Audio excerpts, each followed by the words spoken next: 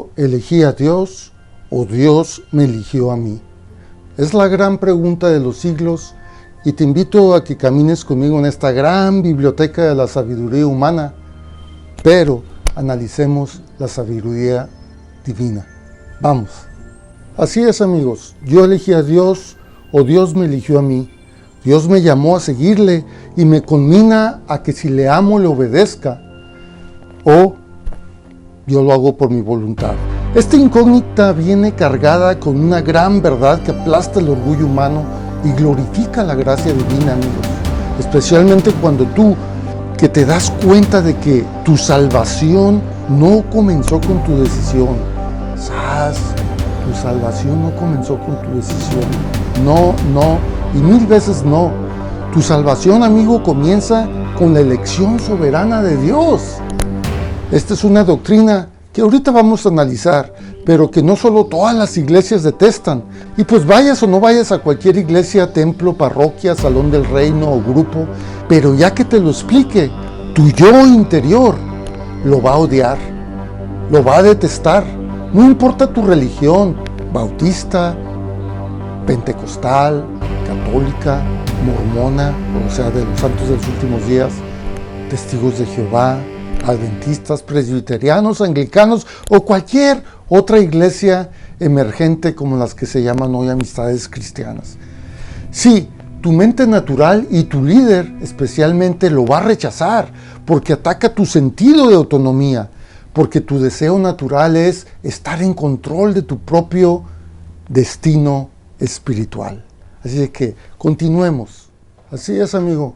Tu mente natural y tu líder lo va a rechazar porque ataca tu sentido de autonomía, porque tu deseo natural es estar en control de tu propio destino espiritual, como te decía. Preferimos creer que somos los capitanes de nuestra alma, los arquitectos de nuestra salvación. Creemos que somos inteligentes, muy inteligentes en escoger la religión correcta en la cual nos encontramos y defendemos con ímpetu. Cualquier otra religión la cual pensamos y estamos bien seguros que están equivocados. Pero ¿qué tal si te dijera que todas las religiones están equivocadas en cómo llegar a Dios? Pero espera, no te vayas, dame oportunidad de explicarme, por favor. Perdón, pero en la Santa Biblia, desde el Génesis hasta el Apocalipsis, declaran asombrosamente, espectacularmente, todo lo contrario. Hoy, amigos de YouTube, voy a tronar contra la arrogancia del hombre de creerse que nosotros damos el primer paso hacia Dios. Un muerto no puede decidir vivir. Un ciego no puede decidir ver. ¿Estás de acuerdo conmigo, verdad? Pues bien, un corazón espiritualmente muerto y ciego no puede por su propia voluntad elegir la luz y la vida con Cristo o con Dios, de acuerdo a tu religión. Tu decisión por Dios o Cristo no fue el inicio de tu salvación, sino fue la evidencia de que la salvación ya había sido operada graciosamente en tu corazón por un Dios soberano. Tú, amigo de YouTube, tú no elegiste a Dios, fue Dios en su infinita misericordia que te eligió a ti. Sí, Él fue el primero, no tú. Y esta verdad, por más incómoda que sea para tu grandísimo ego, es nuestra única base segura para nuestra esperanza, para que tú, amigo de YouTube, entiendas, porque tu decisión no puede ser el punto de partida. Primero debemos aceptar el diagnóstico brutal, aplastante, verdadero que la Biblia hace de nuestra condición natural, no espiritual todavía. La teología moderna de nuestros días, impregnada en todas las religiones del mundo, en su intento de agradar al hombre, nos tratan de convencer de que el pecador está solamente enfermo, o un poco, o muy perdido, como un bebé que necesita instrucción. Pero la Biblia usa una palabra muchísimo más tremendamente impactante. pero verdadera. Dios dice que estábamos muertos, sí, muertos en nuestros delitos y muertos en nuestros pecados. Estimado youtuber, pensemos en lo que un muerto puede hacer. ¿Un muerto puede elegir? ¿Puede acaso el muerto decidir? ¿Puede cooperar con el médico que intenta reanimarlo? La respuesta, bien razonada, aunque en esta gran biblioteca diga algo diferente, pero de ninguna manera. Un muerto está pasivo, inerte, sin poder de decisión alguna. No puede hacer nada más que permanecer en su estado de descomposición. Esta es o era nuestra condición espiritual. No somos o éramos solamente malos nadadores, ahogándonos y necesitando un salvavidas. Éramos cadáveres en el fondo del océano. La palabra de Dios es clara como el día. En Romanos capítulo 3 dice: no hay justo ni aun uno. No hay justo ni siquiera uno. No hay nadie que entienda. No hay nadie que busque a Dios. La idea de libre albedrío se contrapone con esta verdad de la Santa Biblia. Si eres un predicador como yo, predicas a un cementerio ordenando a los muertos que se levanten y elijan la vida, ¿pides a los cadáveres que cooperen con su propia resurrección? Qué absurdo, ¿verdad? De la misma manera, predicar que un hombre por su propia voluntad se levante de su muerte espiritual es negar la gravedad de la caída con Adán y Eva y negar el poder exclusivo de Dios.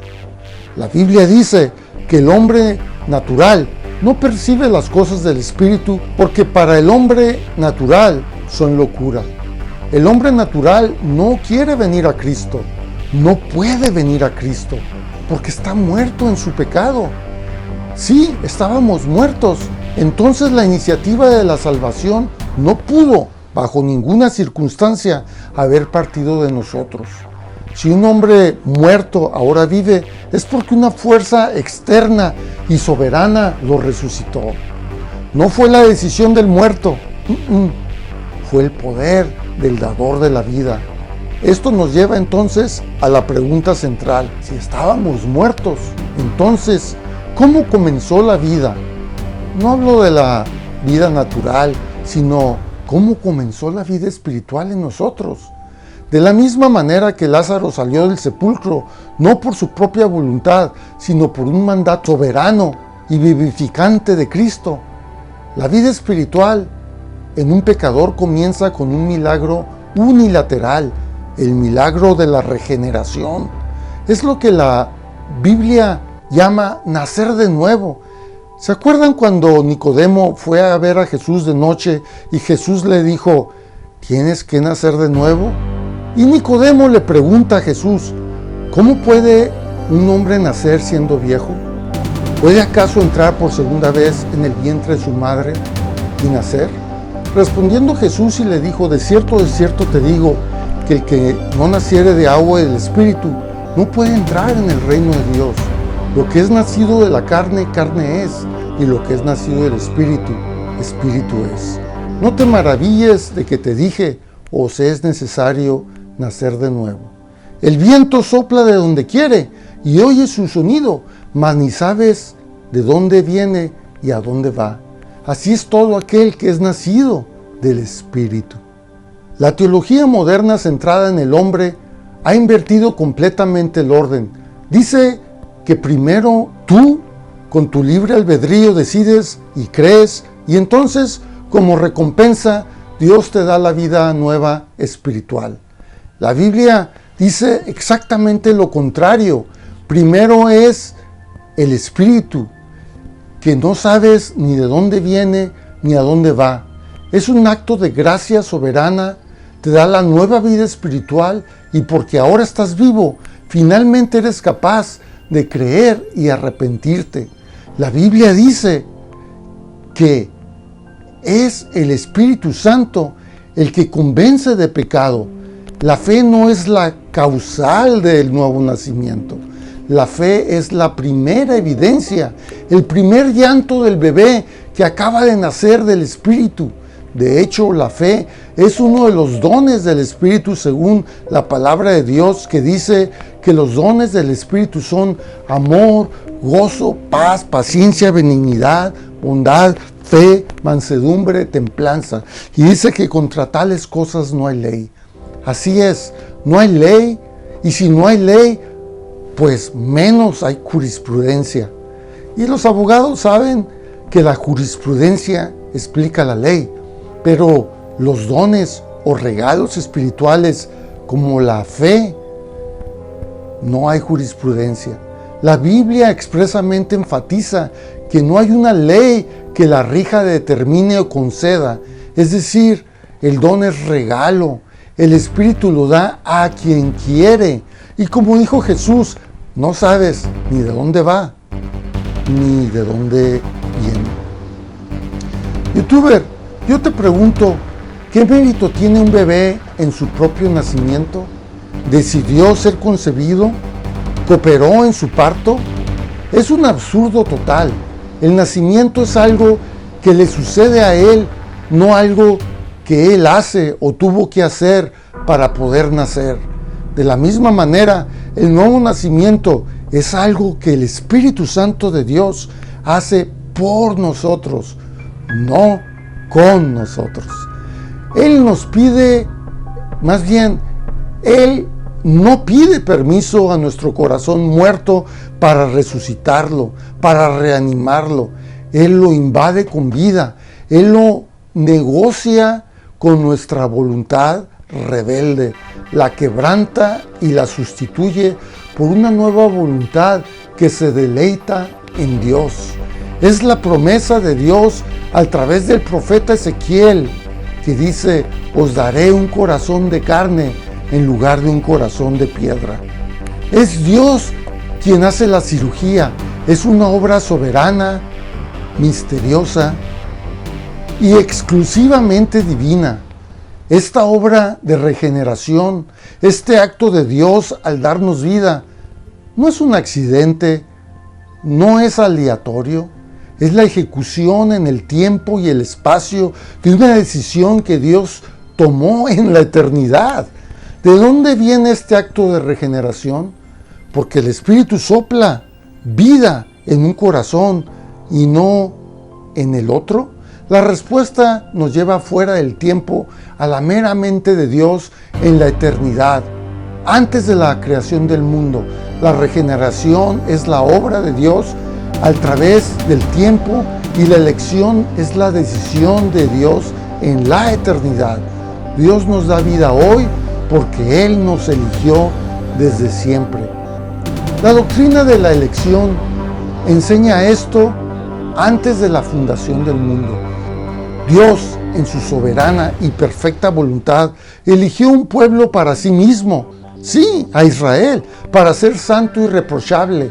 No los eligió porque previó que tendrían fe o serían buenas personas. Los eligió a pesar de saber que serían pecadores y rebeldes. La elección no fue basada en nada que hubiera de bueno en ese pueblo o en nosotros, porque no había absolutamente nada de bueno ni en ese pueblo de Israel ni en nosotros. Fue basada únicamente en su gracia y en su beneplácito. ¿Quién eres tú, YouTuber, para discutir con Dios? La criatura le dirá a su creador: ¿por qué me hiciste así? Argumentar que hay algo que depende de nosotros es robarle la gloria a Dios y colocarla en nuestra propia cabeza. Si la elección final fuera nuestra, la salvación ya no sería por gracia, sino por el mérito de nuestra sabia decisión. Y eso, amigos, es una blasfemia que deshonra todo lo que Cristo hizo en la cruz por nosotros, ya que nosotros no hicimos absolutamente nada. Él lo hizo todo. El apóstol Pablo escribió claramente en Efesios capítulo 1. Vamos a ver qué dice aquí. Bendito sea el Dios y Padre de nuestro Señor Jesucristo, que nos bendijo con toda bendición espiritual en los lugares celestiales en Cristo, según nos escogió en Él antes de la fundación del mundo, para que fuésemos santos y sin mancha delante de Él en amor, habiéndonos predestinado para ser adoptados hijos suyos por medio de Jesucristo, según el puro afecto de su voluntad, para alabanza de la gloria de su gracia, con la cual nos hizo aceptos en el amado, en quien tenemos redención por su sangre, el perdón de pecados, según las riquezas de su gracia, que hizo sobreabundar para con nosotros en toda sabiduría e inteligencia, dándonos a conocer el ministerio de su voluntad, según su beneplácito, el cual se había propuesto en sí mismo de reunir todas las cosas en Cristo, en la dispensación del cumplimiento de los tiempos, así las que están en los cielos como las que están en la tierra. En Él asimismo tuvimos herencia, habiendo sido predestinados conforme al propósito del que hace todas las cosas según el designio de su voluntad, a fin de que seamos para alabanza de su gloria, nosotros los que primeramente esperábamos en Cristo, en Él también vosotros habiendo. Así es, amigos, la salvación es una obra de Dios de principio a fin, para que ninguna carne se gloríe delante de Él. Esta verdad es dura, ¿a poco no? Plantea muchas preguntas. ¿Y si la responsabilidad humana, dónde está? ¿Esto no nos convierte en robots? Son preguntas honestas que necesitan respuestas honestas. Si Dios es soberano en la elección, pues ¿cuál es mi responsabilidad? Si la salvación depende de Él, ¿por qué todas las religiones y aún la Biblia misma me ordena creer? Pues bien, la respuesta de la palabra de Dios no es una fórmula lógica simple, al igual que la Trinidad o cuando Jesucristo estuvo en la tierra, que era 100% humano y a la vez también 100% divino. En la santa palabra de Dios, la Biblia, encontramos la orden de creer en dos verdades que parecen paradójicas. Verdad número 1. Dios es 100% soberano en la salvación, de principio a fin.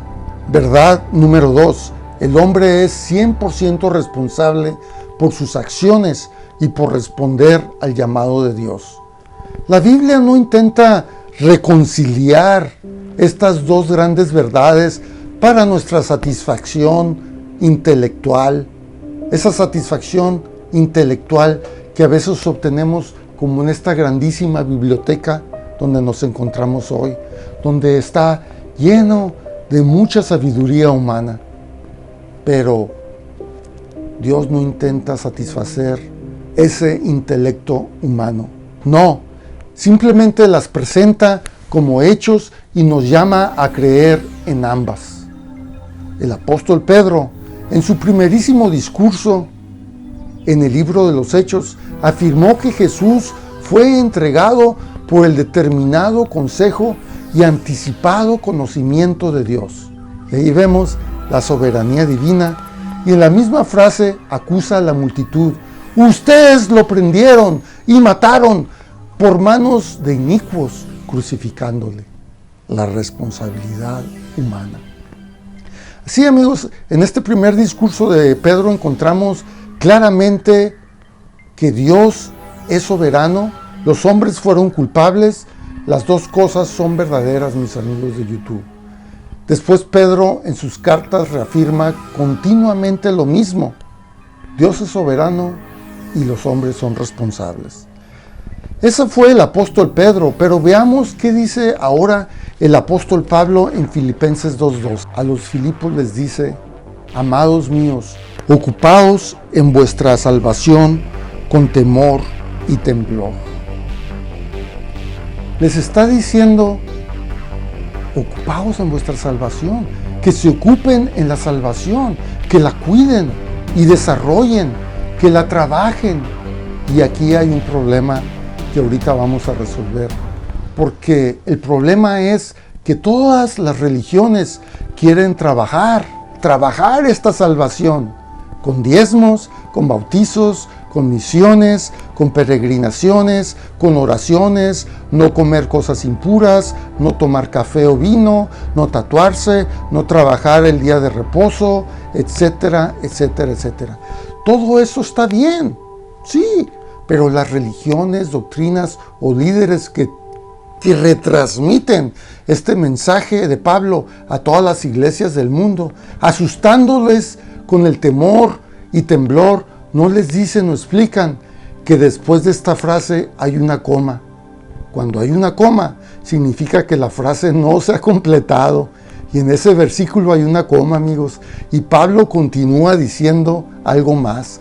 Pablo dice, sí, ocupaos en vuestra salvación con temor y temblor, coma, porque Dios es el que en vosotros produce así el querer como el hacer por su buena voluntad. Dios es el que produce en vosotros el querer como el hacer por su buena voluntad. Entendamos que el que Dios te elija a ti no anula el llamado del Evangelio, al contrario, lo garantiza. Dios lo produce, que tú quieras y que tú hagas. Nada bueno proviene de ti. Siempre, siempre, siempre es Dios. ¿Tú cumples los mandamientos de Dios? Pues no es porque seas buena persona, es porque Dios produce en ti el querer como el hacer por su buena voluntad, pero no te desliga de tu responsabilidad. No. ¿Cómo funciona este llamado?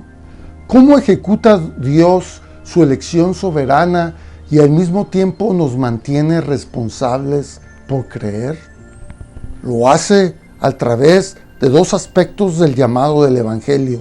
La teología clásica los llama llamado externo y llamado interno. El llamado externo es la proclamación universal e indiscriminada del mensaje del Evangelio a todos los hombres. Es el famoso arrepiéntete y cree. Es el venid a mí todos los que estáis trabajados y cargados y yo os haré descansar.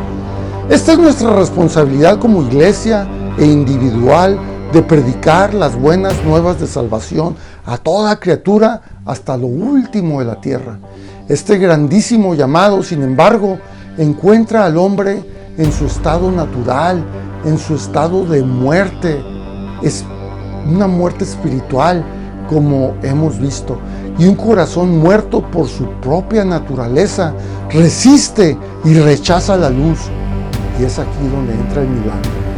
Para sus elegidos, aquellos a quienes Él escogió en la eternidad, Dios acompaña el llamado externo, así como el que ahorita te estoy llamando con este programa de YouTube, con un llamado interno e irresistible del Espíritu Santo. Piensa en Lázaro, muerto en el sepulcro desde hacía 4 días. El llamado externo fue la voz de Jesús gritando, Lázaro, ven fuera. Un mandato dado a un cadáver. Por sí solo esa palabra sería inútil, pero junto con esa palabra audible vino el poder omnipotente de Dios que entró en el sepulcro, dio vida al cuerpo en descomposición y lo capacitó para obedecer el mandato. Ese poder vivificante fue el llamado interno. Yo, Pastor Abel Osorio, soy responsable de gritar, Lázaro, ven fuera, a todos los que ven este canal. Predico, suplico y conmino a todos a que se arrepientan y crean. Pero yo como youtuber o predicador o pastor no tengo absolutamente ningún poder para darte vida. Eso solo el Espíritu Santo puede hacer y Él puede hacer el milagro.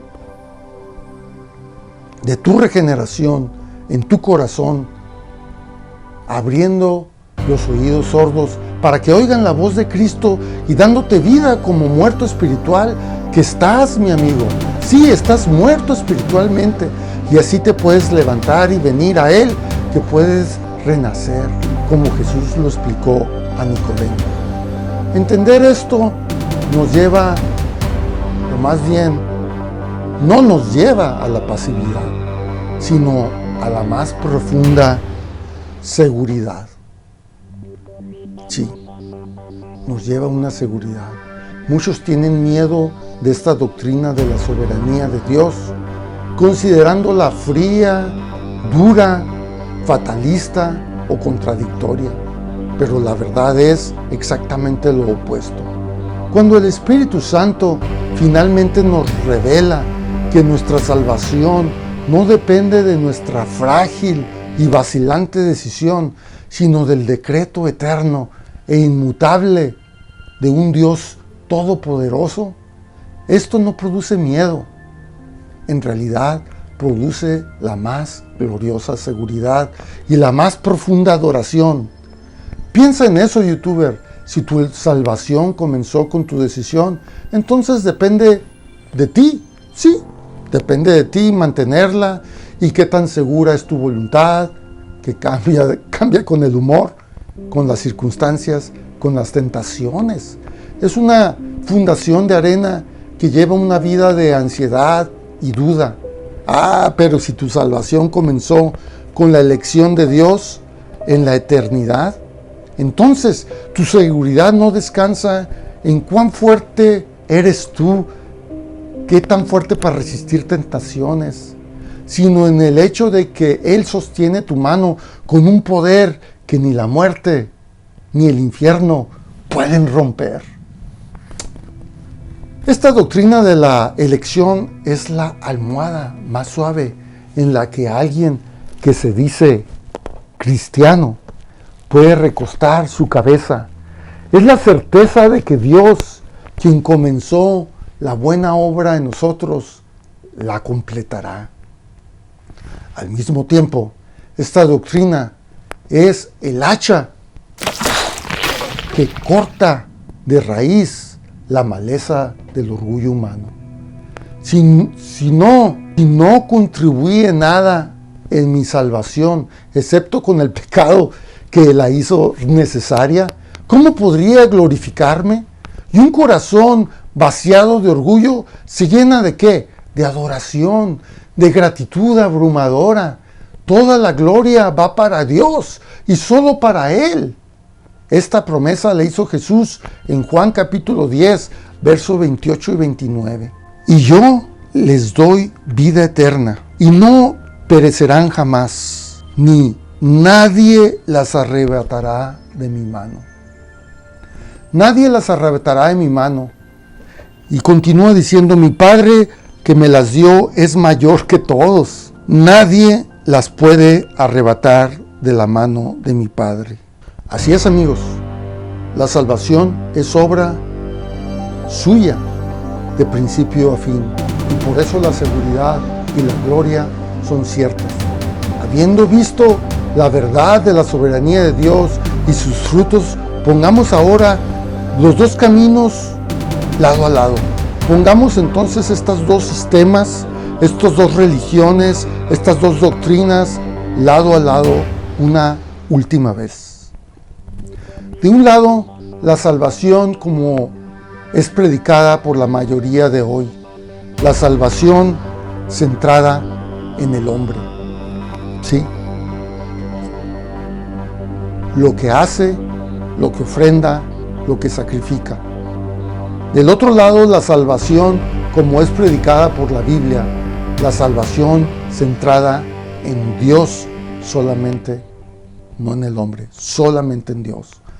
Veamos, la salvación centrada en el hombre comienza con tu libre albedrío.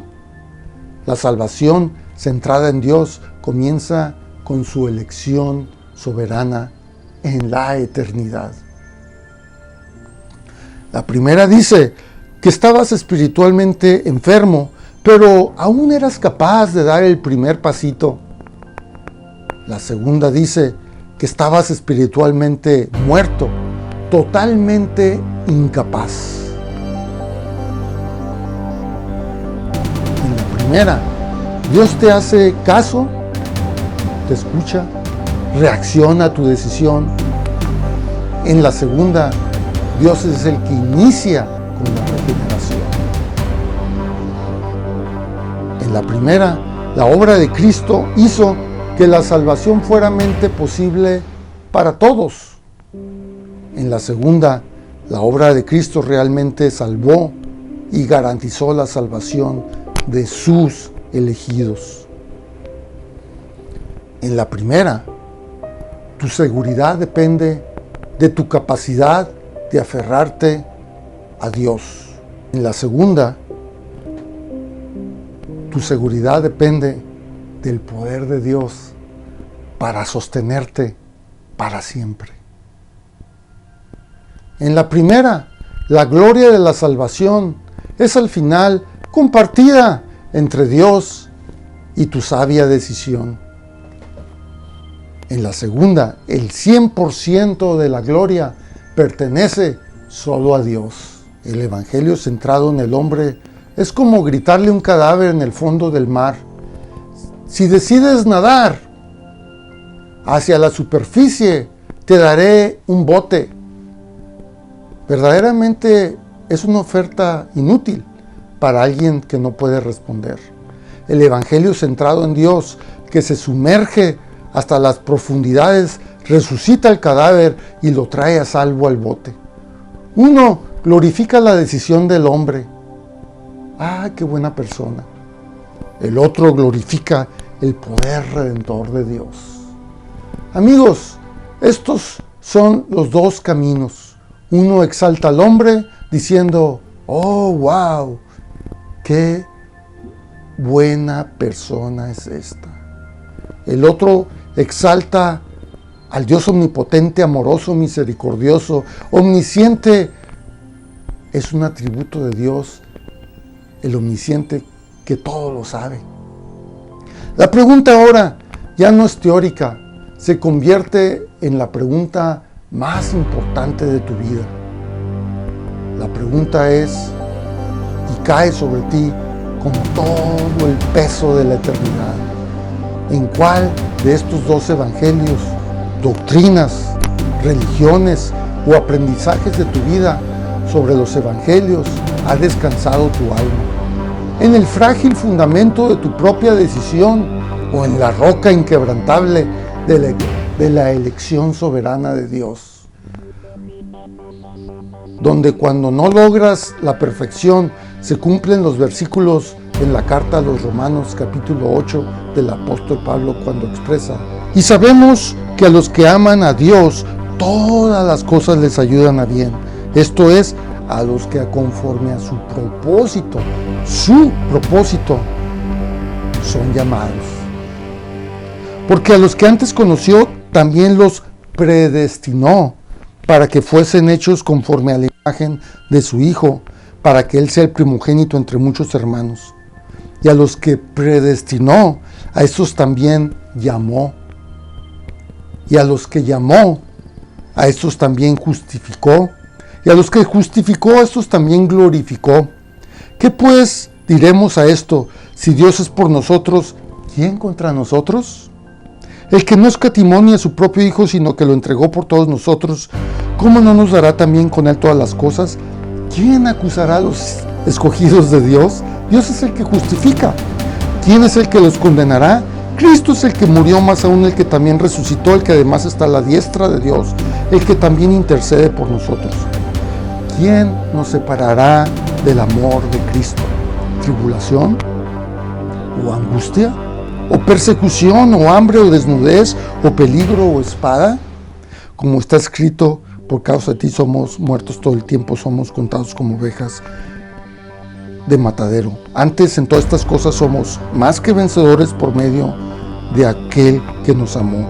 Por lo cual estoy seguro de que ni la muerte, ni la vida, ni ángeles, ni principados, ni potestades, ni lo presente, ni lo porvenir, ni lo alto, ni lo profundo, ni ninguna otra cosa creada nos podrá separar del amor de Dios que es en Cristo Jesús, Señor nuestro. Romanos 8, del 28 al 39. Sí, Pablo cierra su disertación con unas palabras extraordinarias para nuestra total dependencia y confianza en Dios, diciendo: por lo cual estoy seguro que ni la muerte ni la vida, ni ángeles, ni principados, ni potestades, ni lo presente, ni lo porvenir, ni lo alto, ni lo profundo, ni ninguna otra cosa creada nos podrá separar del amor de Dios. Y ya voy a terminar, pero sé brutalmente honesto contigo mismo, en lo profundo de tu corazón, cuando piensas en tu salvación. ¿Sientes un ápice de orgullo por haber sido inteligente o sensible al elegir a Cristo, mientras que otros no lo hicieron? Si la respuesta es sí, entonces podrías estar confiando peligrosamente en ti mismo. El llamado del verdadero evangelio es para que te arrepientas de tu autoconfianza, es para que dejes de glorificarte en tu decisión y comiences a glorificarte únicamente en la gracia de un Dios que te eligió, te llamó y te salvó cuando estabas muerto y en rebelión. Amigo de YouTube, la única fundación segura es Cristo, y solo la obra en la cruz de Cristo, su elección, su vida, su muerte, su resurrección, es la que te puede salvar. Recuerda que Él escogió y llamó a sus discípulos. No fue al revés. No fue Pedro y Juan o Mateo cuando estaba cobrando impuestos el que dejó todos los impuestos y fue a buscar a Jesús. No, Jesucristo llamó a sus discípulos. Llamó a Pedro, llamó a Juan, a Mateo le dijo: ven, sígueme. Y Mateo dejó. Así es, Dios es el que nos llama y nuestra fe no añade nada a eso, inclusive ni nuestras obras, pues Él dice que Él las preparó de antemano para que anduviéramos en esas buenas obras. Nuestra fe simplemente se aferra a ello como un mendigo se aferra al pan. La elección es esta: continuar aferrándote a un poco de gloria para ti, manteniendo tu decisión como un pequeño trofeo de tu religión o de ti mismo, o rendirte completamente con las manos vacías a la gracia soberana de Dios y encontrar una seguridad y una paz que nunca antes conociste.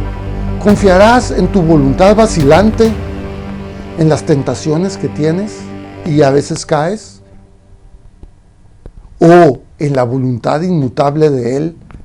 Esta es la decisión que lo define todo. Si el Espíritu de Dios te está convenciendo de esto y de esta gloriosa verdad y deseas abandonar la arena movediza de otros pensamientos, así como te enseña en esta biblioteca llena de sabiduría humana, pensamientos egocentristas, en lugar de afirmarte a la roca, hay un camino, y sobre este camino que concluyo este video en esta hermosa biblioteca. Si tu elección es la roca de la soberanía de Dios, entonces tu primer paso, paradójicamente, no es hacer nada, es dejar de hacer, es descansar en lo que Él hizo. Deja de mirar la fuerza de tu decisión y comienza a mirar la fuerza del decreto eterno de Dios. Deja de analizar la sinceridad de tus sentimientos y comienza a confiar en la sinceridad de sus promesas, que Él dice que todas sus promesas son sí y amén. Arrepiéntete del orgullo de pensar que tu salvación depende en cualquier nivel de ti, ya sea decisiones o acciones. Solo agradece a Él con el corazón quebrantado por haberte elegido y llamado, inclusive cuando eras su enemigo, y encuentra tal vez por primera vez la paz inquebrantable de saber que tu eternidad no está en tus manos débiles, sino en las manos omnipotentes del Padre, de donde nadie, ni siquiera tú mismo, puede arrebatarle. Tu fe no te salvó, la gracia soberana de Dios te salvó. A través de la fe que Él mismo te dio como un don, como un regalo. Decídete hoy, amigo, abandona la arena movediza de tu voluntad humana y afirma tu seguridad en la roca de la soberanía de Dios.